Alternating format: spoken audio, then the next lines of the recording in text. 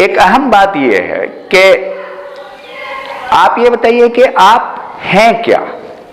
आप जो भी कुछ हैं, आप क्या हैं, सबसे पहले आप ये बताइए। तो आपको पता चलेगा कि आपसे अगर कोई पूछता है कि आप क्या है, तो आप बोलते हैं कि मैं तो स्टूडेंट हूं, मैं बीए का स्टूडेंट हूं, मैं एमए का स्टूडेंट हूं, मैं नेट की तैयारी कर रहा हूं, मैं आईएएस की तैयारी कर रहा हूं, मैं पीसीएस की तैयारी कर रहा हूं, मैं ग्रुप सी की तैयारी कर रहा हूं, मैं आर्मी की तैयारी कर रहा हूं। आप कभी ये बोलते हैं कि आप बेटा हैं? आप कभी ये बोलते हैं कि आप बेटी हैं? कोई आपसे पूछे कि आप क्या हैं, तो आप बोलते हैं कि मैं बेटा हूं, भाई मैं बेटी हूं, मैं भतीजा हूं, मैं मामा हूं, मैं भांजा हूं। ऐसा तो नहीं बोलते ना आप। क्यों नहीं बोलते? आप जानते हैं ऐसा क्यों नहीं बोलते?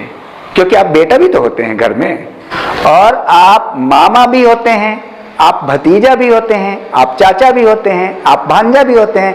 तो आप क्यों बोलते हैं हर जगह कि हम स्टूडेंट हैं? और जैसे आप ये बोलते हैं कि आप स्टूडेंट हैं, तो आपकी जिम्मेदारी कितनी बढ़ जाती है आपको पता है? आपकी जिम्मेदारी इतनी बढ़ जाती है कि आपका रोल परफॉर्मेंस जो सबसे ज्यादा है वो एज ए स्टूडेंट होना चाहिए।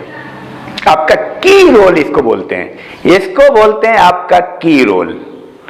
आप देखिए, एक व्यक्ति डॉक्टर होता है, पापा भी होता है वो किसी का बेटा भी होता है, किसी का भतीजा भी होता है, लेकिन दुनिया उसको डॉक्टर कहती है। क्यों? कि उसका की रोल डॉक्टर है, वो डॉक्टरी का काम करता है, उसकी पहचान डॉक्टर में है, उसने डॉक्टर पे वर्क बहुत किया है, role performance as a doctor है उसका। तो आपकी जिंदगी में एक की रोल होता है। की रोल का मतलब आपके बहुत सारी भूमिकाएं हैं, लेकिन मुख्य भूमिका, इंपॉर्टेंट रोल आपका होता है, उसको की रोल कहते हैं। जैसे आप बेटा भी होते हैं, एक बेटा की हैसियत से पिताजी को पानी भी देते हैं, एक बेटी की हैसियत से पानी भी देते हैं, पिताजी के लिए चाय भी बनाते हैं, मम्मी की हेल्प भी करते हैं, आटा भी पिसाने जाते हैं। अगर आपसे कोई पूछता है कि आप क्या हैं, तो आप क्या बोलते हैं? आप बोलते हैं कि मैं डॉक्टर हूं, मैं स्टूडेंट हूं, मैं ग्रुप सी की तैयारी कर रहा हूं, मैं आर्मी की तैयारी कर रहा हूं, मैं आईएएस की तैयारी कर रहा हूं। आप ये तो नहीं बोलते? तो ऐसा क्यों नहीं बोलते? क्यों? और ये बात क्या सिखाती है आपको?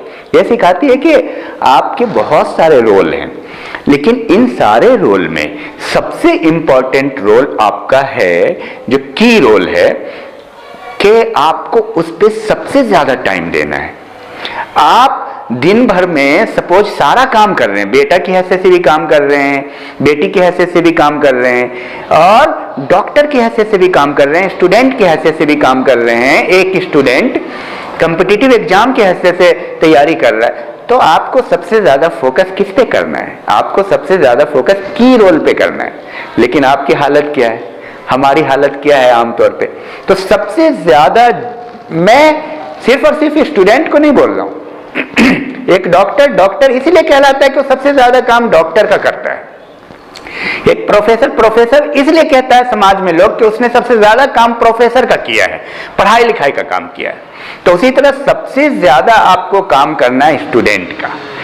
आप अपने दिन भर में सोचिए, आप खुद, किसी और से पूछने की जरूरत नहीं है कि आप कितना काम एज ए स्टूडेंट करते हैं। अगर आपके दिन भर में जो आपका बेसिक वर्क है, जैसे खाना पीना, उठना बैठना, बाथरूम, टॉयलेट, ये सब के बाद जो आपके पास टाइम बचता है, मान लीजिए 12 घंटा, उस 12 घंटे में आप तो स्टूडेंट बने रहते हैं, तो 12 घंटा में कम से कम 8 घंटा स्टूडेंट वाला वर्क कीजिए। कम से कम आप मेहनत कीजिए जिस काम को आप कहलाना चाह रहे हैं। आप आर्मी में जाना चाह रहे हैं, पुलिस में जाना चाह रहे हैं, ग्रुप सी में जाना चाह रहे हैं, आईएएस में जाना चाह रहे हैं, तो आप उसमें 8 घंटा देंगे ना। आप खेलेंगे कूदेंगे और बोलेंगे आर्मी में चले जाएंगे, आप हर काम कर रहे हैं। असल काम आपको कंपटीशन पे देना है। तो 12 घंटा में मैं ये बोल रहा हूं, 2/3 टाइम आप जो आपका बेसिक रोल है, जो आपका की रोल है, जिसकी वजह से आप पहचाने जाते हैं, उस पे आप दीजिए।